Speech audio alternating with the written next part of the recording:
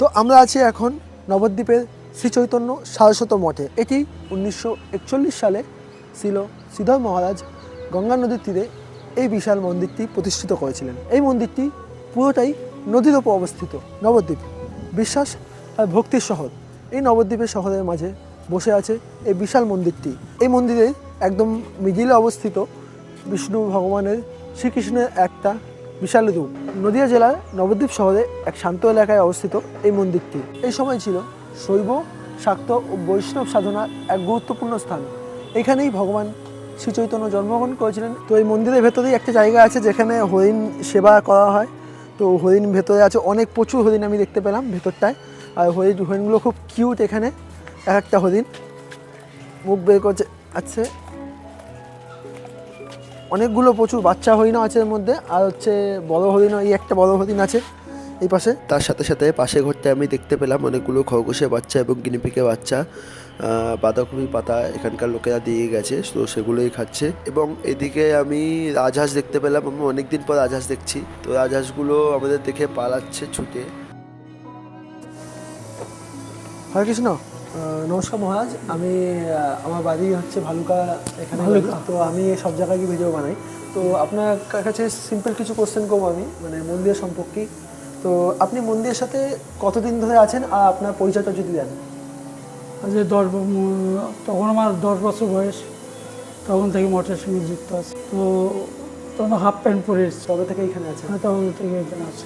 ভক্তিরক সিদ্ধার্থ গোস্বামী মহারাজ আমার গুরুদেব। উনি হলেন প্রভুপাদের সন্ন্যাসী, ভক্তির সিদ্ধান্ত সরস্বতী প্রভুপাদ ঠাকুরের সন্ন্যাস ছিলেন আমার গুরু মহারাজ।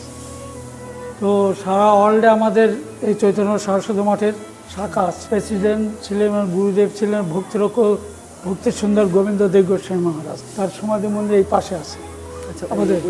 হ্যাঁ, এটাই তো আমাদের আসল মঠ। এটা তো আমরা 90 সালে এটা প্রতিষ্ঠা করেছি। আর ওগুলো তো তার 100-150 বছর বয়স হয়ে গেল। তো এই মন্দিরটা কত সালে প্রতিষ্ঠা হয়? কে প্রতিষ্ঠা করেন মন্দিরটা? ওই মন্দিরটা, এই মন্দিরটা এটা না ভক্তির সুন্দর গোবিন্দ দেব গোস্বামী মহারাজ প্রতিষ্ঠা করেন। আচ্ছা আচ্ছা আচ্ছা। আর ওই পাশের মন্দিরটা? ভক্তরক সিদ্ধার্থ দেব গোস্বামী মহারাজ। এই মন্দিরটা একটা নাম জলের মন্দির নামেও প্রতিষ্ঠিত, আর আরেকটা নাম হচ্ছে শ্রী চৈতন্য সারস্বত মঠ। তো আসলে আমাদের চৈতন্য সারস্বত মঠেই ছিল, এবং এই মঠটা তো আমরা এটাকে আমাদের কোনো গ্রন্থের মধ্যেই নাই। এই মঠটা আমাদের গ্রন্থের মধ্যে এই নামটাই নেই। আমাদের এই গোবিন্দকুণ্ড এবং গিরিরাজ গোবর্ধন মন্দির এইটাই। তাছাড়া এমনি এটা আপনার এমনি পাবলিকে এটা প্রচার করে। সবাই ভক্ত সাধনায় যুক্ত হতে চায়, কিন্তু সবাই জীবনে মানে সেই পথটা বেছে নিতে পারে না। তো আপনার এই সম্পর্কে কীরকম ভাব? ভগবান শ্রীকৃষ্ণ আমাদের গীতা দিয়ে গেছে। আমরা যে সেই গীতাকে যদি না অনুসরণ করি, তাহলে আমরা রাস্তাটা খুঁজে পাবো কি? তো সেই গ্রন্থকে যদি আমরা পড়তে পারি এবং নিজেরা যদি সেটা কালচার করি, তাহলে আমরা নিশ্চয়ই রাস্তা আমরা নিজেরাই পেয়ে যাবো। আমরা কার কাছে যেতে হয় না। তো সেই রাস্তা তো আমরা কেউ যাবো না। সেই কারণে আমরা এই রাস্তা আসতে পারি না। শ্রীমদ্ ভাগবতেই আছে, আমাদের পূর্বপুরুষ যদি না এই পথে এবং স্বীকৃতি না থাকে, তাহলে আমরা এই পথে আসতে পারবো না, অগ্রসর হতে পারবো না। নিশ্চয় না থাকলে তো আমরা এই পথে আসতে পারবো না। তো আমি যখন আমার নিজের ব্যক্তিগত কথা, আমি যখন আমার 5 বছর কি 6 বছর বয়স, তখন থেকে আমি আমার গুরুদেবের ছবিটা আমার সামনে ভেসে আসে। তুমি বাচ্চা ছিলে, তো তুমি এই ছবিটা কোথার থেকে ভেসে আসে, মানে সেটা আমি কারোর কাছে বলিনি, প্রকাশ করিনি। নিজে নিজে এরকম কাঁদি আর নিজে নিজে বলি, এ তো আমার গুরুদেব, নিশ্চয় আগ জন্মে আমার গুরুদেব ছিল, তাহলে আমাকে ওনাকে আমার সামনে কেন ভেসে বসছে? নিশ্চয় তাহলে উনি আমাকে নিয়ে যাওয়ার জন্য আসছে। এটা আমি উপলব্ধি করতাম। তখন আমার 5 বছর 6 বছর বয়স, বাচ্চা ছিল তখন আমাকে। তো এই ফটোটা, এই ছবিটা আমি কখনোই আমি সেটাকে কানেকশন করতে পারছি। আমার মাঝে মাঝে ভেসে আসে, সামনে চলে যায়, কিন্তু আমি নিরীক্ষণ করতে পারছি। যখন আমার 10-12 বছর বয়স, তখন আমার বাড়ি হলো, আসল জন্মস্থান হলো সুন্দরবন। ওনারা এই মঠ থেকে গুরুদেব যাই হোক আমাকে আনার জন্য হয়তো তাদেরকে পাঠিয়েছে, প্রেরণা দিয়েছে। তো 2জন প্রভু গিয়েছিলেন লাল কাপড়। একজনের নাম ছিলেন কৃষ্ণ ব্রহ্মচারী, উনি এখন এই কালীনগরে মঠ করেছে, এখন তীর্থ মহারাজ নাম হয়েছে। উনি গিয়েছিলেন, আর একজন গিয়েছিলেন পূর্ণানন্দ ব্রহ্মচারী, তিনি বৃন্দাবনে থাকে। এই 2জন গিয়েছিলেন। ওনাদের দেখা পেয়ে আমি সঙ্গে সঙ্গে একটা বই ছিলাম। বইটা হলো আপনার অমৃত বিদ্যা, ছোট একটা বই, চটি বই। তো অমৃতবিদ্যা বইটা যখন আমার কাছে ছিল তখন আমি যেন মনে হচ্ছে যে না আমি একটা আশ্বাস পেলাম, আমি যেন একটা শক্তি পেলাম। তো আমি বইটা খুলিনি, দেখিনি, ওটা পেয়ে গুরুদেবের লেখা তো কিভাবে কানেকশনটা লেগে যাচ্ছে। তখন ওই গ্রন্থটি নিয়ে আমি তখন খুলে দেখছি হ্যাঁ সেই ছবিটা। তখন এসে বুকে ধরে গুরুদেব আপনি আমাকে নিয়ে যাওয়ার জন্য এনাদেরকে পাঠিয়েছেন। তখন আমি ওনাদের আপডেটে ছাড়লাম। তো আপনি তো অনেক ছোটবেলা থেকেই এই মানে বললেন আপনি 12-13 বছর পর থেকে এখানে চলে আসেন। তো আপনার কোনোদিন মনে হয়নি যে আপনার মা বাবাকে ছেড়ে আসতে হবে বা আপনার আত্মীয় স্বজন যারা না, এটা আমি ধারণা করিনি, এটা আমার মনে কোনো কষ্ট হয়নি? কোনো কষ্ট নেই। তো আমার পিতা বাবা মঠে এসে গুরু মহারাজকে বললেন যে গুরুদেব আমার ছেলে তো মূর্খ, কিছু জানে না, তো কী করবে আপনার আশ্রমেতে? তাহলে ওই ছেলেই আপনাকে বংশ উদ্ধার করবে এবং ওই ছেলেই হরিকথা বলবে। ভগবানের বিদ্যা, ব্রহ্মা বিষ্ণু মহেশ্বরের যে বিদ্যা, এই বিদ্যার উপরে জড়বিদ্যা কিছুই না। অনেকজনের ইচ্ছা থাকে যে সন্ন্যাস হওয়ার পরে বৃন্দাবনে গিয়ে থাকবে, বৃন্দাবনে জব করবে। আবার অনেকজনা আমাদের নবদ্বীপ ধামেরও অনেক মাহাত্ম্য আছে। তো এটার মধ্যে আপনার কি মনে হয় যে বৃন্দাবন মানুষের চলে যাওয়া উচিত নাকি নবদ্বীপ ধামে? না না না না, এটা তো ভুল ধারণা। এইটাই হলো বৃন্দাবন, অভিন্ন বৃন্দাবন এইটা।